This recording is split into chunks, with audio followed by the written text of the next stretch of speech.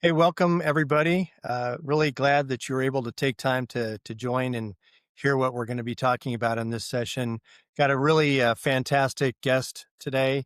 It's Major General retired Allan Day, who in his day job is the Vice President of the Logistics and Sustainment Division of the Global Public Sector at Salesforce. That's a very long title.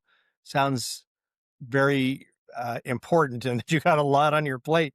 That's actually something I want to talk about. But Allan, thanks very much for being here. You and I go way back, and we've done a number of fun things together inside the logistics community.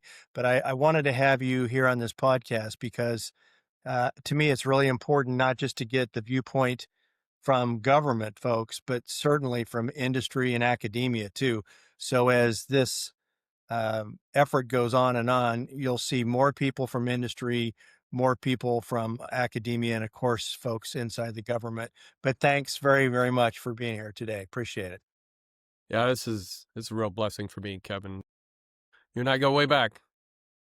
We've been Yes, together for a while, and I've learned a lot from you, and I really appreciate the opportunity to just share some insights as we go forward. And I look forward to having this time with you and getting this thing kicked off. It's a great effort that I think will benefit a lot of folks.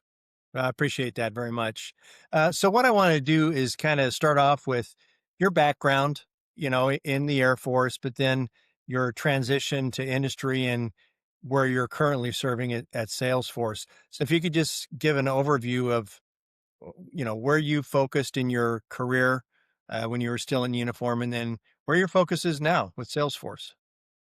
Yeah, that's a pretty broad topic, and I'll try to cover it relatively quickly. So, my journey, and I always kind of start this way, is my journey started on a dairy farm in Wisconsin, right? So, it was a small dairy farm. I milked cows by hand. I had to milk them twice a day, not once, not when, you know, I was sick and I didn't feel like getting up. You had to get up and milk the cows at 4 o'clock in the morning because you had to catch the bus and take the 45-minute bus ride to school. So it literally was a formative part of my life. And that drove a lot of things in the way I view the world about work ethic and what it means to work hard and what it means to have responsibility over things, even at a very early age. And so that drives a lot of it. I ended up going to the Air Force Academy and graduating with a degree in chemistry, oddly enough. And I spent 32 years in the Air Force. And I started off as a scientist in materials lab right here at Wright Pat. So I'm in Dayton. And that has really been a big part of my life. It's like understanding the why behind things and how things happen is really important to me. Throughout my career, I was excited to, be in the materials lab, but that's really a civilian oriented organization. And in the academy, we had this thing about finding the real Air Force. You're going to go out to the real Air Force. And so I kind of felt like I was in the Air Force, but I wasn't in the real Air Force. I needed to go find something where there's troops. I, and so anyway, so I pursued that and eventually got picked up for something called the Best Tour, which is broadening experience special tour. It was something where they take geeks like I was, a chemist and acquisition people, and put them into the real Air Force as cops, logisticians, maintainers. And it was a 3-year tour, but it started with a full up course. Like the second lieutenants that come out and go into those career fields, you go through that course. So I was a pretty senior captain when I went through. I cross-trained over to aircraft maintenance, and they allowed me to stay, which was pretty awesome. And then I pretty much have done that. And when you a maintainer, you become a logistician effectively. And I passed the test, I guess, to, I could manage people on the flight line. And then the biggest test was as a 1-star, I became the DLA aviation commander, and I got in charge of actual supply chain challenges. And I kind of realized that us maintainers, the folks that fix the parts, but we took a bunch of scrounge with us, we weren't actually helping the supply chain by not putting our problems into the systems. We were just, making it happen. And anyway, so that's kind of how I got to where I was. I ended up being the DLA J3 during COVID, so 19 to 21, and that's where I retired out and went over to Salesforce. Salesforce has been a really great thing. I'm not in charge of anybody. I'm actually an individual contributor over there, but they brought me in because of my experience in the, DoD and the understanding of supply chain and logistics of how, the technology that we have can help solve some of the problems that Department of Defense and the public sector are actually having. And so I'm kind of they talk about having verticals, like you're in charge of a vertical, state, local, or federal. I'm in charge of a horizontal, and it's called supply chain and logistics and sustainment. That's kind of my horizontal. So I get calls um, from across our company to help talk to different customers, but whether they be a state, county, or whatever, or a Department of War customer, just to talk about, yeah, this logistics is a problem that affects us all, and how do we do it better? So that's kind of what I get to do today. Yeah, that's a huge portfolio, and like you said, it's a horizontal that goes across basically every organization, whether it's a DOW or whole of government, or certainly in business, in the defense industrial base, or in what we would call, business to business. Logistics is a huge part of everything that takes place day to day. And you talked about being at DLA during COVID. Just curious what you think. Would you say that before COVID, the average American had a kind of maybe a decent understanding of supply chain, but during COVID is when people really got an understanding of, oh, you mean I can't get the Christmas presents that I was planning on, and I can't get the oil that I need because the channel got blocked. And I mean, to me, that's kind of when things woke up in our community, and it's not just us loggies that are focused on it, but people are aware. Would you agree with that? Yeah, I would go a little further. I think we didn't care where things came from, and I would say that's almost a national problem, right? Like I could get my 2-day delivery or 1 day, or depending how close you're to a fulfillment center, I could get whatever I wanted whenever I wanted it, and I didn't really care where it came from. But I will tell you, as a chemist and a materials engineer, I have heard more chemical compounds being named because they're part of precursors. They're Yes. lithium. They're the critical materials that we need, and we're recognizing that they're not all in the control of the great USA. They are in our partners and sometimes adversaries' hands, and we need to be able to understand those supply chains all the way down to the mines that they come out of and go, wow. Okay, that's mined there. And then it's, oh man, that's a dirty process. We've got to refine that before we can actually use it. That happens someplace else because, we could do it here in the US, but we don't really want to. So now this whole conversation, I agree, got really highlighted by COVID and the whole pandemic thing. But I think even at the highest levels of government, we didn't understand precursors. We didn't understand critical materials the way we should have. And I think it opened our eyes. It opened our eyes to how interconnected we are as a world and as a ecosystem that needs to come together to produce a truck or I mean I remember seeing like stacks of trucks down on Motor Speedway in Kentucky because they were waiting an emblem, and they literally couldn't put them off, or they were waiting a computer chip. I mean, literally, the computer chips went to other things, right, at that time. And so we just literally had stacks of Ford trucks sitting someplace. So, I mean, I remember all of that. And it has given a lot of people a better appreciation of what logistics is and what supply chain is. And you don't have to go very far and explain it very hard to go, yeah, that's going to impact my life. I can Yeah. see it. Right, not just the life in the DOW, but just the average person's life. Like you said, we're so used to being able to get what we want when we want it, if you're willing to pay the price, so to speak. But right, there is a shortage of certain resources and things that impact the supply chain that I think people are certainly more aware of. And there's a huge focus on the supply chain as a whole, across the whole of government. I mean, the administration talks about it all the time. So yeah, very, very interesting, and you're right in the middle of that. So a pretty heavy load on your shoulders, but I know your background, and Salesforce has a good guy in you, and I know you're working hard there. You talked about when you were a kiddo how you were going out and milking the cows twice a day. I'm curious. You did mention that kind of helped form how you went forward in life. Would you say that that was a real pivotal thing in your childhood that helped you develop the leadership style that you have now? Yeah, I do. I mean, there are a few things I could point to, like a few things early on that really changed who I am and how I think about life. Obviously, you learn every day, right? So this is not the only things, but it's the idea. I was a very active kid. I think if you go back to my high school yearbook, I was in every club, everything. I did 3 sports. We had a very small school. Our graduating class was in the range of 50 people, so it wasn't a huge school, but for you to have a football team, you kind of had to participate. To have a wrestling team, you had to participate, because we needed enough people to fulfill the requirements for the team. But I also did swing choir and all this other kind of stuff. But what I recognize is, if you milk into 4 o'clock in the morning, then at 4 o'clock in the afternoon, when you're supposed to be at some practice or doing something, you need to get Tail end. yourself home and get milking so that you can go back and do those things that you wanted to do after school. And that's what I'm getting at is like, you can't say, well, I'm sick, I'm calling in, right? That doesn't work, right? So that mindset of I have a responsibility and there's very little that can take me out of that responsibility. Sore, hurt, broken bone, whatever it takes, you milk with one hand, not two, those kinds of things. You just figure it out, right? You work it. That's one thing. There was a little bit of grit, I suppose, put into there. I'm not the smartest guy, but I was willing to work harder than a lot Okay, of my okay, peers. Dr. Day, you're Yeah, not the yeah. smartest guy. All right, But go ahead. the other, sorry, the other thing, it took me 7 years to get it. So I mean, I don't know if I'm that smart, but so I will say the other thing that really helped me, like growing up on a farm in Wisconsin, it was a 92-acre farm in the middle of the boonies.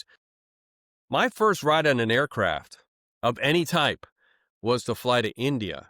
I was selected for the Rotary Exchange experience. It was a 1 year trip to anywhere. I picked India, which was really awesome. And so my first trip, literally, was from Madison, Wisconsin to Bombay at that time, now Mumbai, India.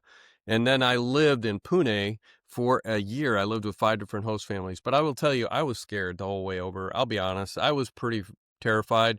I didn't understand how it all worked. My mom had described it, my brother had described it, but ultimately it was up to me to make my way between the gates. And we would stop someplace, we'd have a layover, and I'd be like sitting right next to the gate because I was afraid to leave. I'd find the bathroom and I'd go back to that seat ready to, I guess I was living out of fear because it's something I was by myself and I didn't I mean, I hadn't met a lot of people by that time. I mean, I knew how to meet people. I knew how to talk to people. But when I arrived in Bombay, there was more people in that airport than I think I'd met in my entire life. I mean, that scale of people was crazy. Yeah. I mean, but that year there changed me completely. I mean, I became out of there a lot bolder, a lot more willing to speak in front of people, a lot more willing to do things that were kind of out of the norm, and changed my life in a lot of ways and how I think. That is a really cool story. I have known you a long time. I never knew that. So I don't know how either I forgot it or I never knew it. But either way, that's pretty cool that year that you had being exposed to such a different environment than what you grew up in clearly had a major impact on you. So that's neat. Hey, I wanna ask you about what you do at Salesforce. I know you're in the global public sector, and you talked about being a cross cutter, affecting or supporting whoever's facing forward to different areas. Day to day basis, what do you do for Salesforce? What's your primary responsibilities there? That's a good question. I really am kind of an industry specialist, so what my job is to do is keep up with what the DOW is thinking, how they're thinking, what they're kind of driving towards. Understand that through interactions with friends, former teammates, people that I maybe didn't know when I was in, but they're at a senior level and they have a perspective. So I read a lot, I listen a lot, and then I go meet a lot of those folks. And then I think about, is there a way that we can help? Sometimes there's not, right?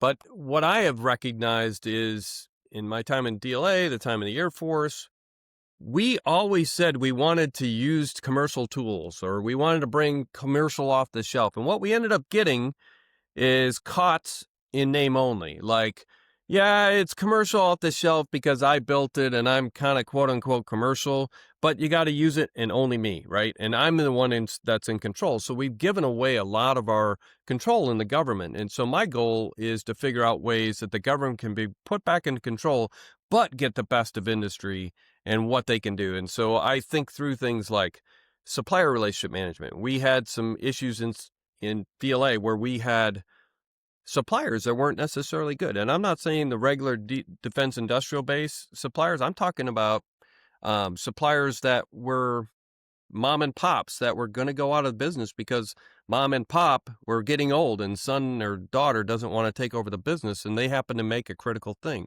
for the for DLA and the Department of War. Could we have seen that before we had to react to it when they put in their notice and say, I'm getting out of business? I mean, there are literally adversarial folks that get into our systems and disrupt the supply chain from within. Those kinds of things we need to find too. But where are we seeing risk, and how can we see that better? Exposing that risk so we can make better decisions. And then I think one of the things that DLA does extremely well is they support everybody, right? I mean, they supported 40 different federal agencies. They I support call them the mothership of logistics. they Yes. are. And I think that's so true. So, but the thing is, they're doing it based on their own data set. They don't necessarily pipe in active live data from all of the services yet. Right. So maybe there's a better way for them to understand the services and the services to understand each other. So, for instance, I was in DLA recently. One of the conversation pieces was how much business are we, Department of War, doing with that company from a perspective of the Army, Navy, Air Force, Marine Corps, maybe Space Force, and DLA. Like, can you aggregate that across? The only person that can aggregate that is the company, right? Right now. The question is, would we get a better deal if we could see across and understand the business model that they're using with all of the different levers they get to pull, the defense, they're not an adversary, but it's an understanding, it's a level of transparency. So I talk about how do we get that transparency so we have an equal playing field, we have a better playing field. And then to move data to the right places so that commanders have what they need. They can actually see the fight as it evolves and give options automatically. So Right. that's kind of what I get to talk about today.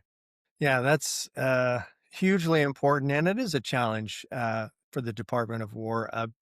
You know, this access to data and understanding data and what it can do for you is something that's really, I think, become much more. There's much more of a focus on it the last 5 to 7 years.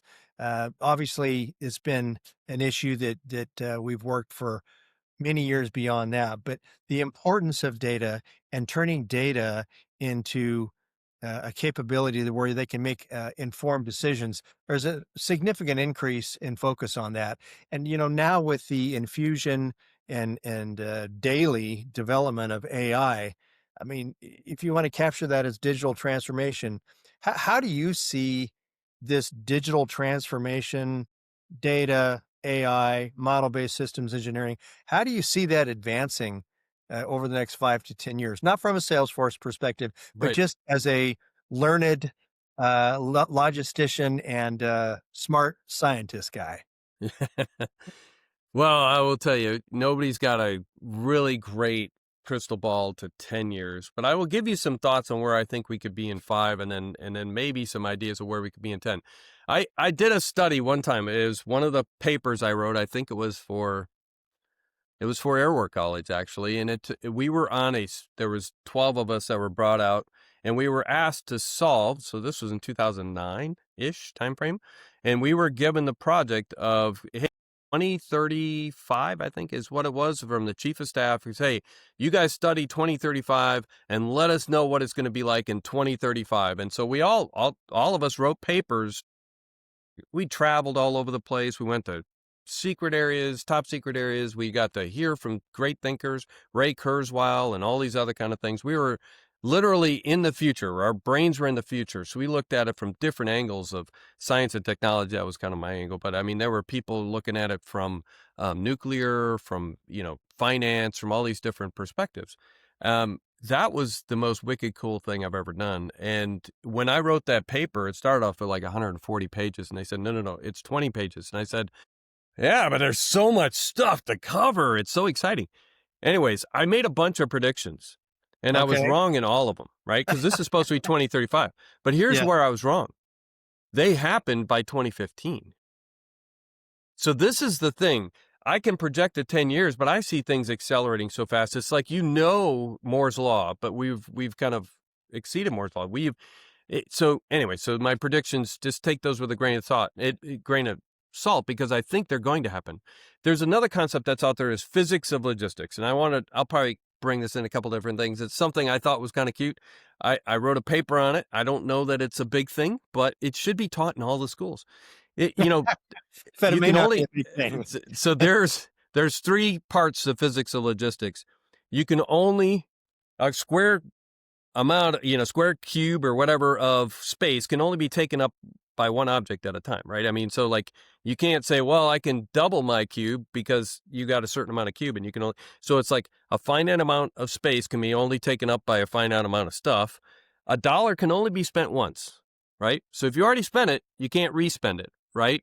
And time, there's a certain amount of time that's immutable. Like you can go a little faster, but there's only so much time that you have, like it's a finite thing. So these immutable laws, right? So it's time, space, and it's a logistics challenge every time. It's like, I can spend more money to have more stuff in more places, or I can have more stuff at a lower cost because I buy it in bulk. But there's different trade-offs you have to do. Usually you have to trade off at least one to get the other two, right? So I don't think the physics of logistics change, but I think our ability to balance the physics of a logistics equation changes with AI. So we can we can't change physics, but we can bend those rules. We can say, hey, instead of buying more, information becomes better than material, because if I have more information, I can put the material in the right place. So I need less material, but it's in more well positioned, and I can optimize that using AI, right?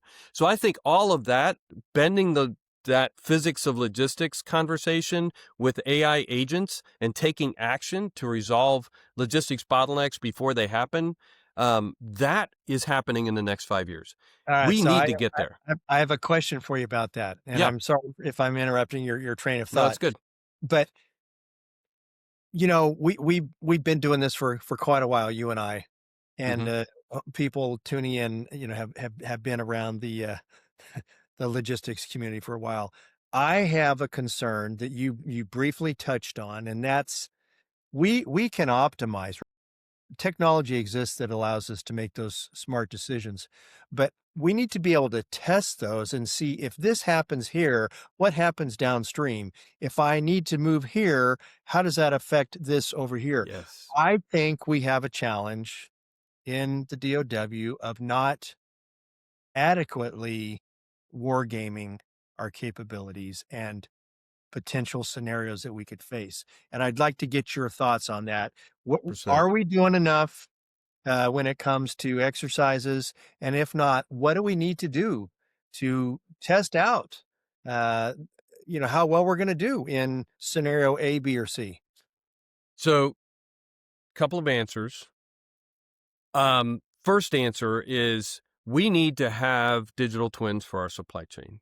I believe that is the only way we're going to be able to scale fast and be able to do the what if drills that are going to get us to this place where we need to be. Because decision advantage, decision dominance, however you use the terms, it's like making that decision about what to do faster than your adversary, right? Today, we all rely back on the seat of our pants, in a sense. Like, I've seen that. I know I've got the mental model in my head. The problem is that seat of your pants can actually get you in trouble because you have not experienced everything. So we need insights that can only come from a 360 view around the problem set, which means you have to have connected data. You have to have a kind of a unification of the data to bring it together, so that while you haven't experienced it, the data can tell the story in a 360-degree way. So the what if drills need to be played out, right? And then we need to exercise and see how they diverge. So how does reality diverge from what we've predicted to happen? And this needs to be an ongoing thing. It can't be something where we go, well, I tried it and we diverged, so I can't believe the model. The models are very good at improving and start modeling kind of what actually happens in real life, and then getting us to a place where we can start testing the models. And it's kind of like what we're doing with, aircrafts, right? We bend them, we get the stress strain diagrams for different wings, and we actually go to failure, a lifetime, very quickly, so that we can start to understand how it will break, right? We've done this with different kind of aircraft over time. I think we need to do this with the logistics and supply chain system. We need to pressure test it. We need to test it under duress. We need to say, when does that port fail? Because we're getting too much to it. What happens if? And we need to be able to test that digitally. I do not know if we can ever test it physically anymore. It's like pilots flying every hour that they need to be proficient. I think them being able to do that artificially, but having that artificial be so close to reality, then that becomes kind of a new reality that we can test what will happen in the physical space. And that's where we need to be. And I think that is going to happen in the next 5 years because we're already doing it in so many different places. I think this digital twin idea scaled to logistics is going to be really important. Yeah, boy, I'll tell you what, that gets me excited just to talk about that because I firmly agree with what you're saying, and the importance of it cannot be overstated. We have got to be able to test what we think we can do and learn from it and adjust and revise as necessary. So the digital twin of the supply chain from, furthest back in the defense industrial base, from the sixth level provider all the way to the last tactical mile and the foxhole. If this happens, how do we revise? How do we adjust? And what's the best way to move forward? So that's something I think I know that people are aware of that, but maybe it's perceived as such a massive challenge that it's almost like we don't know where to start or how to move forward. But I don't know about you, but the technology to do this exists. We just have It does. to work together, and the working with government and industry and academia together. I always say I don't think there's anything we can't solve in the community if we work together, trust each other. One of those aspects is sharing data. I Mm. if we're not sharing data between government and industry going both ways, then we're never gonna really have the ability to accurately forecast. So I'd like to get your thoughts on that, the importance of data sharing and how we can bring that to fruition. Yeah, it's one of the big kind of gotchas that we've experienced that has really made us slower than our enemies. I mean, if King Jong Un or President Xi says thou shalt share data, guess what? Everybody's sharing. I mean, it's not they own most of everything anyways, right? They own their industry or they have partial ownership over everything. So that is where they can get to an effect. We could argue maybe it's a little better or a little worse than ours, but ultimately, when you have to ask for people's opinion in a company that you know is built on coin operation, I mean they're kind of coin operated in many cases, as they should be. It's a profit seeking entity, right? We live on that, but at the same time, understanding that the better good is to share. Now, we can find ways to make that a profitable thing, not wildly profitable, but profitable so that we all get better and we can do it in a safe way. We actually demonstrate this. We can do this. This is not unusual. So I do agree that the more we share, so transparency will solve a lot of things, right? We can actually see where does value come from and who's providing more of it. They should get paid for that.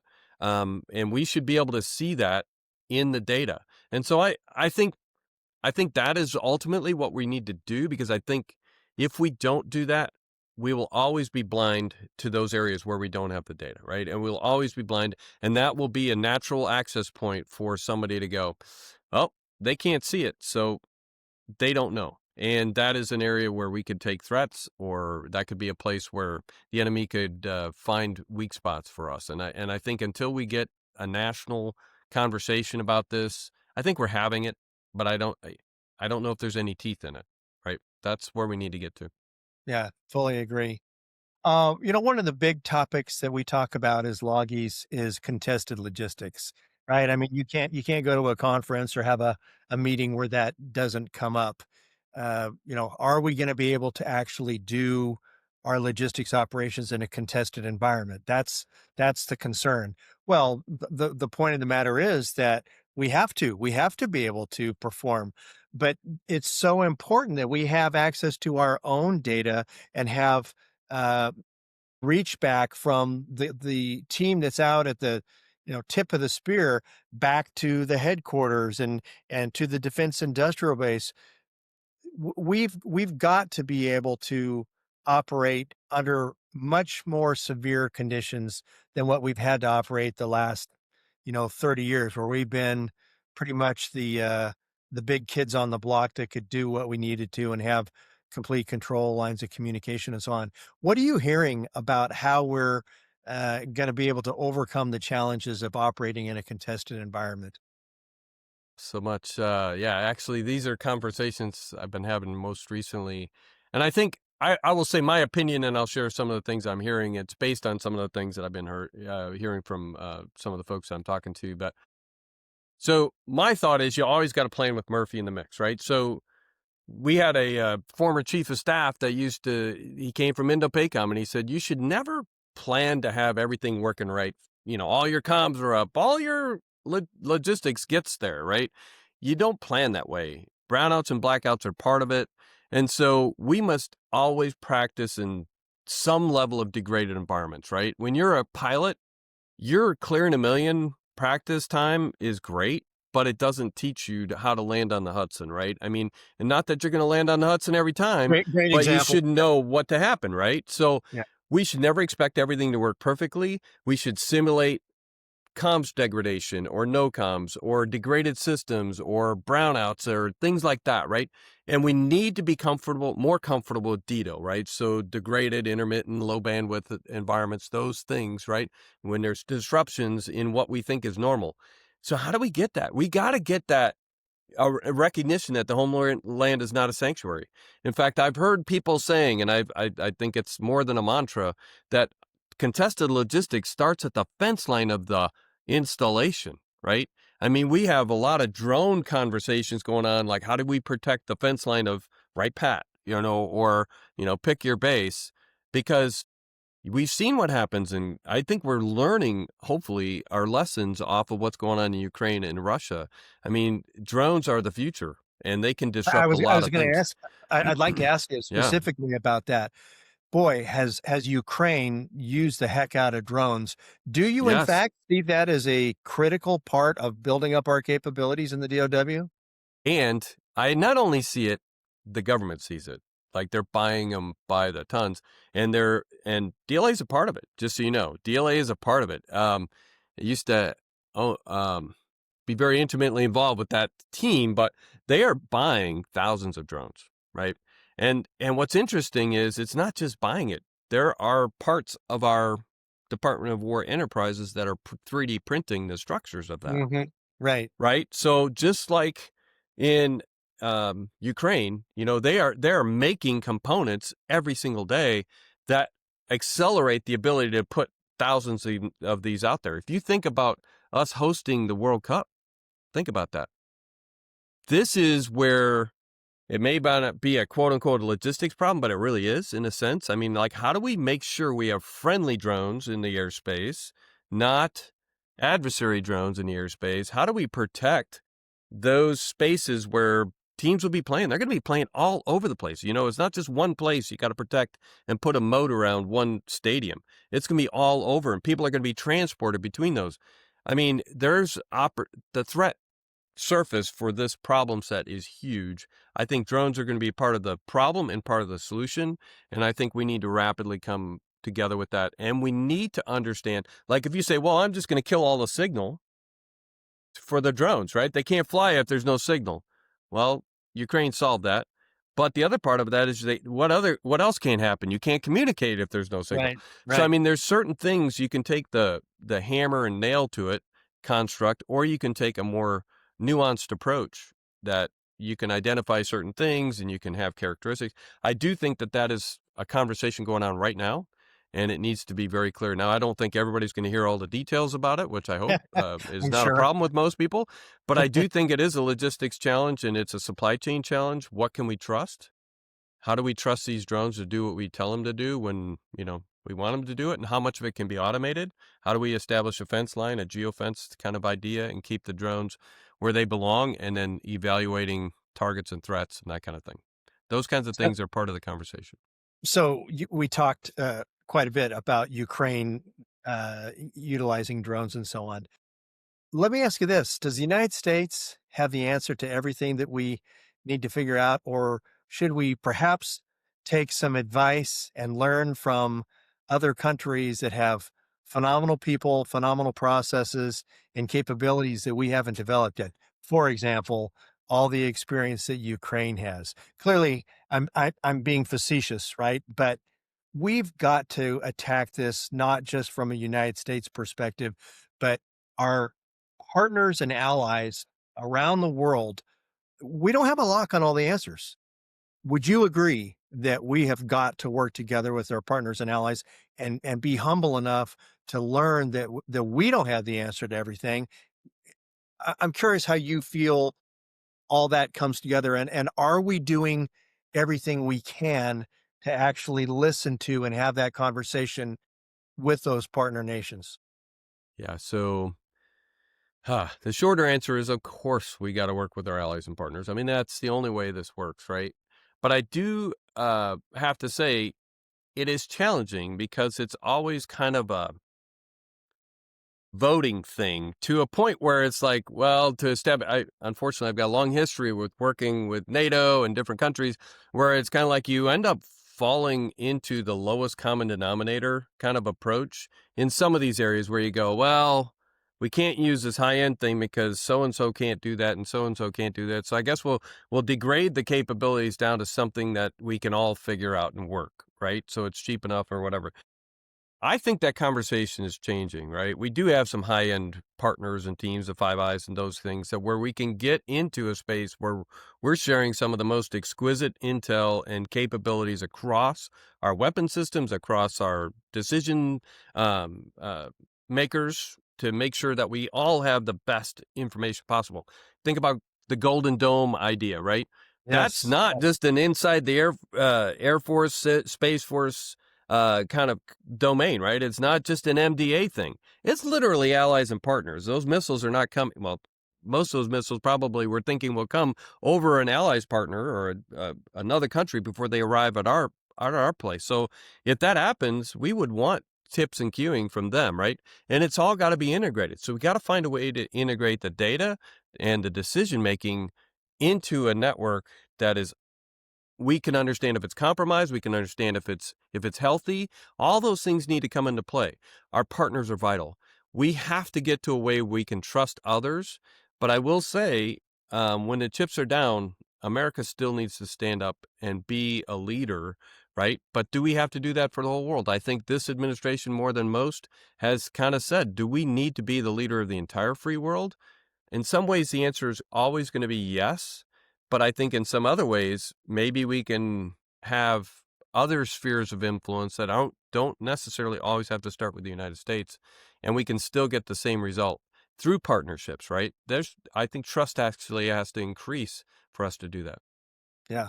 It's a challenge, and with your background and experience working with NATO and other countries, uh, it, you've seen firsthand that it can be definitely a challenge. But it's in my mind, it's critical that we take full advantage, uh, in a good way, full advantage of our partner nation allies, because we don't have the answer to everything. There's a lot of goodness around the world where the other countries, industry base from other countries has already solved issues that maybe still exist here in the United States. So it's a team sport for sure. I want to ask you about what you think right now is the most uh, significant barrier to bringing on and infusing innovation as a whole within the DOW. What what's really the challenge there? Is it money? Is it culture? What is it? What challenge do we face to actually continue to move the ball down the field when it comes to bringing on innovative concepts and capabilities? Yeah. Yeah. Unfortunately, I think it is a combination of things, but I think the biggest one is culture. Um, you know, it's an interesting. This is a little controversial, but it always felt this way. And you and I probably talked about this at times. It's like when the new four star gets in charge, they think back to their days as a colonel or as a 1-star in charge of that wing that was perfect because they were leading it, and then they try to change the entire Air Force to be like that. It's a culture thing, right? It's like, hey, when I was in charge, it was really, really good, right? So the biggest barrier sometimes is I built that. It's got to be good. So I'm going to keep that, or I'm going to progress that, instead of saying, is it still relevant today? Is it still a relevant thing, right? And hopefully seeing that the spaghetti mess of, I built that there, somebody else built his or her thing there, and somebody else, and they're not connected. They're not connected. So what we have is a spaghetti mess, right? So it's culture, right? I mean, think about how we type into the, or as a maintainer, we type into the keyboards to support fighters with a system that used to be called CAMs, right? And then we have a different system to support like heavies, like C-17s. You put your data into a different system. Right now, today, those systems, well, they don't talk to each other.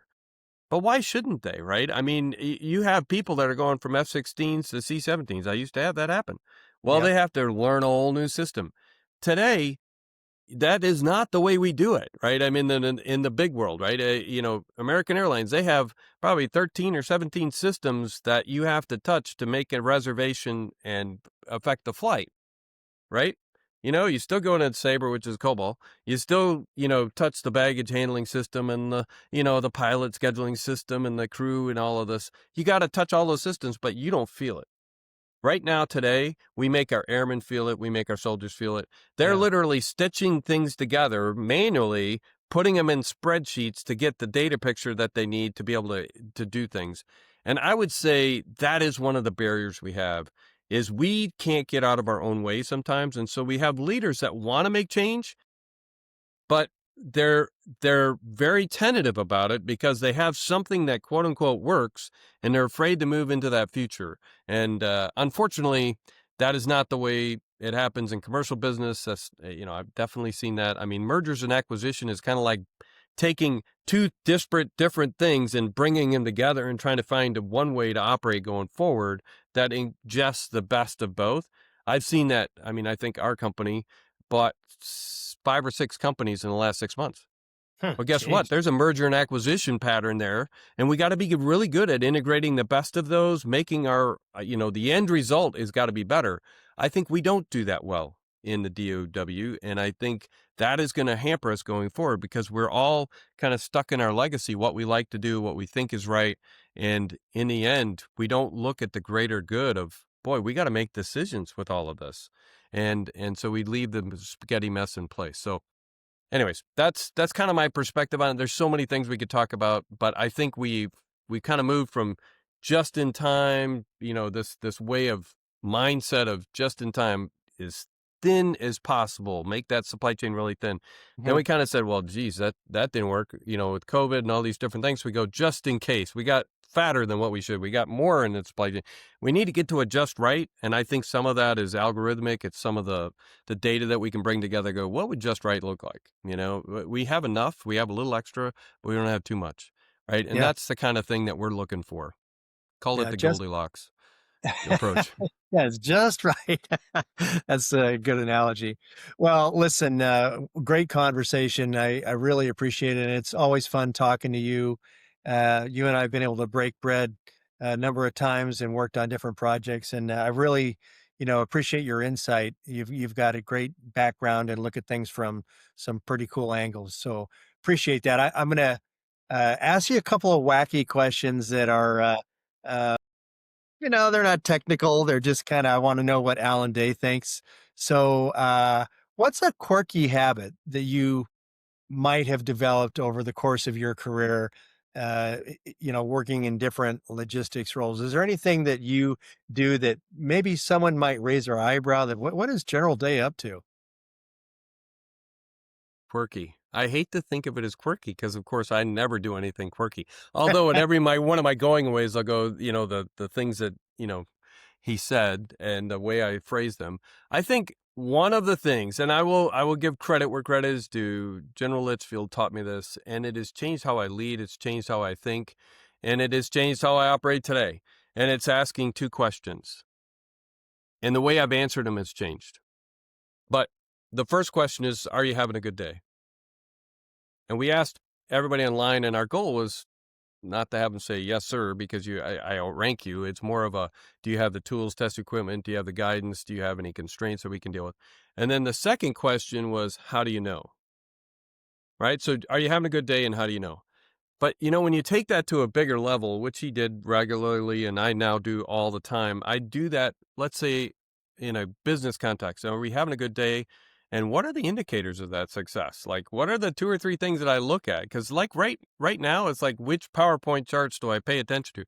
I I don't do PowerPoint anymore, right?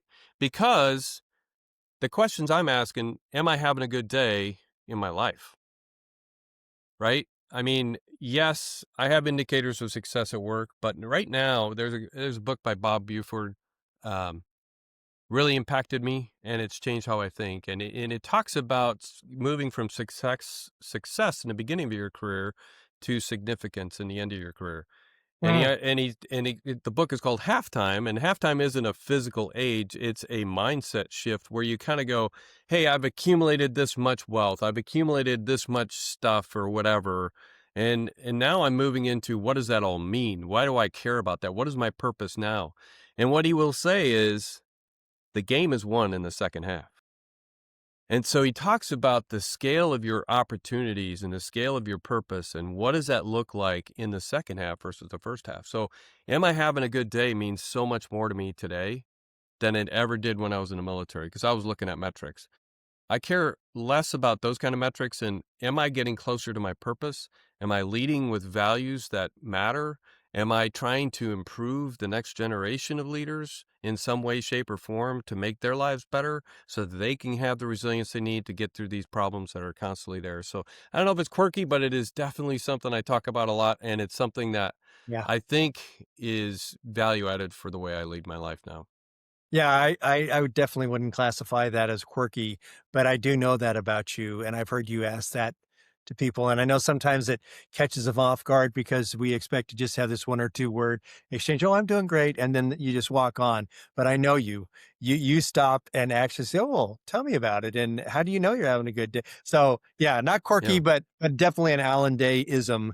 So Yes. I also know you're a family man, and I'm trying to remember. You have, is it 5 or 6 kids? 6 kids, 8 grandkids, and counting. Yeah.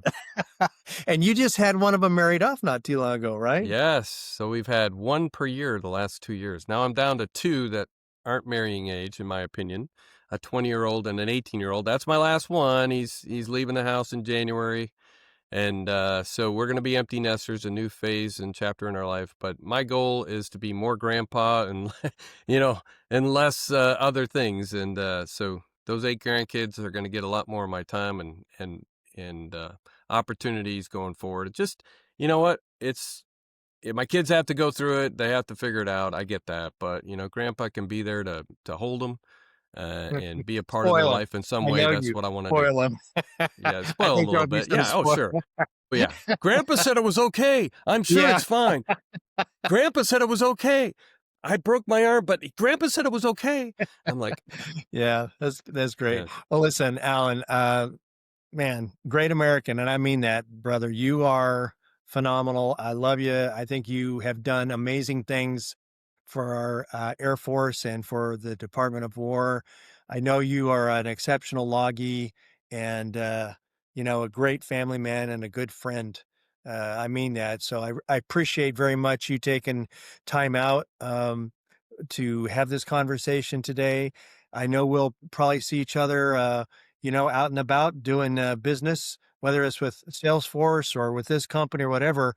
We care about doing what's right for our country, for our Department of War, and for the nation and the world, right? And loggies are an important part of that. So I just want to tell you how much I appreciate everything that you are and who you are. And thank you for your time today. all right. Thank you. Really appreciate you, Kevin. Thanks for all you're doing for our loggy community. It's Yeah, awesome. absolutely. Absolutely. Well, hey, everybody, thanks for tuning in. Hope you found it beneficial and look forward to some more great folks that are coming up on the schedule. And I'll be putting that out on LinkedIn, on my personal site, Kevin Samples, but also on the Logistics Lens LinkedIn site. And we have a web page too. So check it out. Uh, keep track. Great speaker today. A lot more to come. And appreciate what everybody does day in and day out for our community. We have a big job, but we're getting her done. And look forward to seeing you around the horn. All right. Thanks, everybody. Have a good one. Thank you.